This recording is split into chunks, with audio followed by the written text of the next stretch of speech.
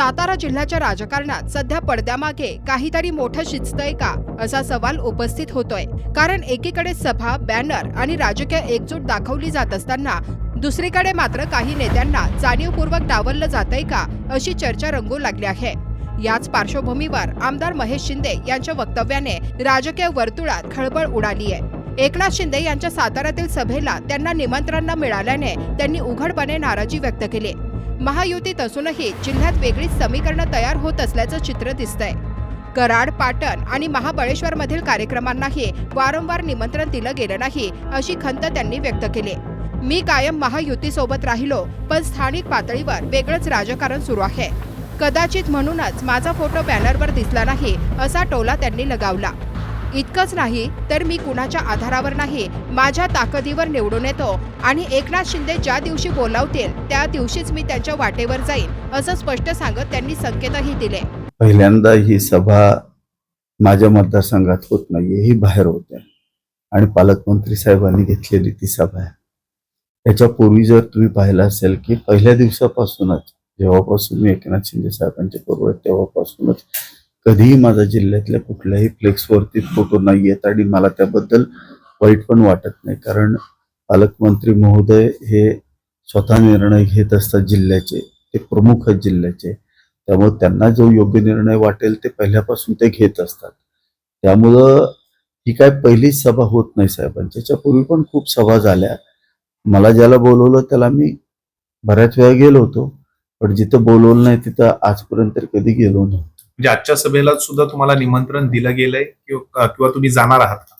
आता इथं दोन प्रश्न आहेत। महत्वाचा प्रश्न म्हणजे एकतर मला तर अजून कुणी काय सांगितलं नाही या किंवा काय आहे मला काय माहित नाही, परंतु बहुतेक मधल्या काळात जरा ताणतणाव निर्माण झाल्यामुळे काय झालं का एक बघावं लागेल, त्याला किनारा एक बघावं लागेल। म्हणजे अध्यक्ष आणि उपाध्यक्ष निवडीच्या वेळी जो काही तणाव निर्माण झाला होता पक्षामध्येच पक्षांतर्गत, त्यामुळेच हे सगळं घडतंय असं तुमचं म्हणणं आहे?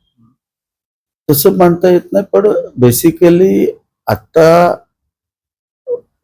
जे सत्कार आहेत ते जिल्हा परिषद पंचायत समिती सदस्यांचे सत्कार आहेत आणि आमच्या बाबतीत असं झालं की जिल्ह्यात ते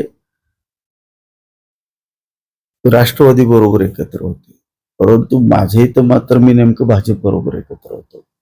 त्यामुळे मला क्रमप्रत्वे मी भाजप बरोबर गेलो, त्यामुळे एखाद्या वेळेला आमच्या सदस्यांना आणि आम्हाला जरा बाजूला ठेवलं। चांगली गोष्ट आहे, वाईट आहे का? माझ्याच पक्षात माझ्याच कार्यकर्त्यांचे प्रवेश आनंदाची गोष्ट नाही का? त्या पक्ष प्रवेशात असताना तुम्ही स्टेजवर दिसत नाही, कुठेतरी हा दुसरा प्रवाह तयार करायची प्रक्रिया सुरू असं वाटतंय का कोरेगाव विधानसभा मतदारसंघात? बेसिकली तुम्ही लक्षात घ्या, पर्यटन महोत्सव महाबळेश्वरचा एवढा मोठा होता, त्याचं पण मला निमंत्रण नव्हतं, तुम्हाला माहितीये। तो झालेला त्यावेळेला पण मला काय बोलवलं नाही, किंवा पाटणमध्ये कधीही साहेबांनी बोलवलं नाही, कराडमध्ये कधी, हे असं ही पहिलीच वेळ नाहीये, हे पहिल्या दिवसापासून असंच आहे आणि त्याची मला सवय आहे, त्यामुळे मला काय वाटत नाही ह्या गोष्टीची। एकनाथ तुमच्यावर चिडले आहेत का, अशी चर्चा सुरू झाल्या? तुम्ही मुख्यमंत्री देवेंद्र फडणवीस यांना भेटला आहेत का या गोष्टीवर, किंवा असा गोंधळ झालाय किंवा जिल्हा परिषदच्या निवडणुकीनंतर जो गदारोळ झाला, तुमच्या पत्नींना तुम्ही तुमच्या अध्यक्ष पदावर विराजमान केलं, त्यामुळे शिवसैनिक नाराज झालेत आणि त्या बाबतीत तुम्ही मुख्यमंत्र्यांकडे काही बोलला आहात का? बेसिकली एक लक्षात घेतलं पाहिजे, माझी बायको ही पहिल्यापासून भाजपमध्येच आहे, आज नाही तर 2011 पासून आमचं संपूर्ण कुटुंब भाजपचं काम करतं। 2019ला ही जागा शिवसेनेला गेली, त्यावेळेला मी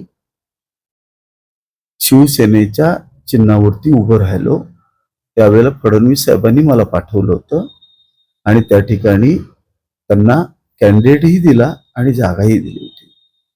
त्याच्यानंतर काय झालं हे तुम्हाला माहिती आहे आणि त्याच्यामुळं काय फार मोठा काय असा फरक पडतो असं नाही होत, जे सत्य आहे ते सत्य आहे आणि ती त्याच पक्षातनं निवडून आली आणि अध्यक्ष झालेली आहे, त्याच्यात कोणाला नाराज व्हायचा काही प्रश्नच येत नाही ना। एक बेसिक लक्षात घेतलं पाहिजे, आपल्याकडे संख्या किती हे फार महत्वाचं असतं। आज भाजपकडे संख्याबळ किती होतं, भाजपचं संख्याबळ हे 35चं ऑलरेडी होतं आणि मी हे साहेबांना समजावून सांगितलं होतं. तर पण 2 सदस्य जे आपले शिवसेनेचे आहेत त्यांना व्हीप पण आता बजावल्याचं सांगितलं जातं आणि त्यामध्ये तुम्ही त्या सदस्यांना सोबत म्हणजे भाजप सोबत गेलाय अशी चर्चा केली आहे. मग आता तुम्ही मला सांगा, मग उद्धव ठाकरे साहेबांनी सुद्धा आमच्या सगळ्यांना तसे व्हीप बजावले होतेच ना. आम्ही गुवाहाटीवरून माघारी आल्यानंतर सुद्धा आम्ही सुद्धा भाजप बरोबर निवडून आल्यामुळेच आम्ही एकनाथ शिंदे साहेबांना मुख्यमंत्री म्हणून मतदान केलं आणि त्यांना राज्याचं मुख्यमंत्री केलं. म्हणजे जे सत्य आहे ते सत्य आहे ना. त्यावेळेचे जे आहे ते सेम तसंच इथं झालेलं आहे. 2च सदस्य आहेत. बेसिकली एखाद्यानं अपेक्षा कुठली धरायची असते? अध्यक्षपदाची एखादी अपेक्षा कधी धरावी? की ज्या वेळेला शिवसेनेचे समजा जर 30 सदस्य निवडून आले सातारा जिल्ह्यामध्ये आणि मग मान्य असतील तर मान्य आहे. मग जर आमच्याकडून काही चूक घडली असती मान्य आहे. आणि शिवसेनेचा अध्यक्षपदासाठी उमेदवार नव्हताच. अध्यक्षपदासाठीचा उमेदवार कोण होता? जो उमेदवार आमच्या विरोधात लढलाय तो आमच्या विरोधातल्या राष्ट्रवादी काँग्रेस पक्षाचा जर उमेदवार असेल तर आम्ही त्याच्याबरोबर जाऊ शकत नाही. साहेब, पुढील काळामध्ये तुम्ही आता भाजप सोबत जाणार का? कारण की शिवसेनेमध्ये तुमच्या पक्षातच नाराजी आहे तुमच्या विरोधात. तुम्ही आता आज कार्यक्रमाला जाणार नाही असं जाहीरपणे सांगताय. आता तुम्ही पुढच्या ह्याला तुम्ही भाजपमध्ये जाणार का नेमकं? पहिली गोष्ट लक्षात घ्या, मी कार्यक्रमाला जायचा प्रश्न नाहीये. आजपर्यंत ज्या कार्यक्रमाला मला बोलवलं त्याला मी गेलेलो आहे. ज्या कार्यक्रमाला बोलवलं याच्यापूर्वी पण मला खूप कार्यक्रमाला नाही बोलवलेलं. खूप कार्यक्रमाला प्रत्येक वेळेला साहेब आले तरी मला नाही बोलवलेलं इथं. त्यामुळे साहेबांना पण माहिती त्या गोष्टी. काय फरक पडत नाही. आणि माझ्यावर कशाला कोण काय चिडेल? काय कारण आहे? मी स्वतःच्या जीवावर निवडून येतो. माझ्या कोणी चिडायचे कारण नाहीये. मी काय कोणाला त्रास द्यायला गेलेलो नाही. मला कोणी त्रास द्यायचा नाही. पालकमंत्र्यांमध्ये आणि तुमच्यामध्ये कुठेतरी दुजाभाव होते पालकमंत्र्यांकडून तुमच्या बाबतीत आणि त्यामुळेच तुमची ही भूमिका आता तुम्हाला ह्या घ्याव्या लागतात असं तुम्हाला सांगायचं ऐकून या. कारण तुम्हाला कोणत्याही कार्यक्रमांना जर ते निमंत्रण देत नाहीयेत, बोलवत नाहीयेत, म्हणजे तुम्हाला कुठंतरी एक वेगळी वागणूक आमदार असून सुद्धा शिवसेनेचे असं तुम्हाला वेगळी वागणूक दिली जाते. म्हणजे पहिल्यापासून साहेबांचा स्वभावच तसा आहे, पालकमंत्री साहेबांचा. त्यामुळे आम्हाला ती सवय आहे. आमची त्यांची मैत्री चांगलीच आहे, पण ते पहिल्यापासून तसेच आहेत. आज नाही, त्यांचा स्वभावच तसा आहे. त्यांना ते जास्त बोलतच नाहीत कोणाशी जास्त. ह्या पहिल्यापासूनच आहे त्यांचा स्वभाव. त्याला आपण काय करू शकतो? तर जिल्हा परिषदेच्या निवडणुकी झाल्यानंतर तुम्ही एकनाथ शिंदेशी भेटला नाहीये, तुमची चर्चा झाली नाहीये, तुमचा दुरावा वाढलाय, त्यामुळं हा प्रॉब्लेम झालाय का? आणि आता तुम्ही नेमकं भाजपच्या वाटेवर असणार आहे का? तुम्ही मुळातच असं सगळ्यांचा आरोप आहे. मला सांगितलं होतं की तुम्हाला साहेबांचा निरोप येईल आणि बोलवलं जाईल. साहेबांचा ज्या दिवशी निरोप येणार त्या दिवशी मी साहेबांच्याकडे जाणार. साहेबांना मी आधी इलेक्शनच्या आधी भूमिका स्पष्ट केली होती आणि आजही साहेबांनी मला काही भूमिका विचारली तर मी जी सत्य ते बोलणार साहेबांची. तुम्ही पाहत आहात विस्टा न्यूज मराठी.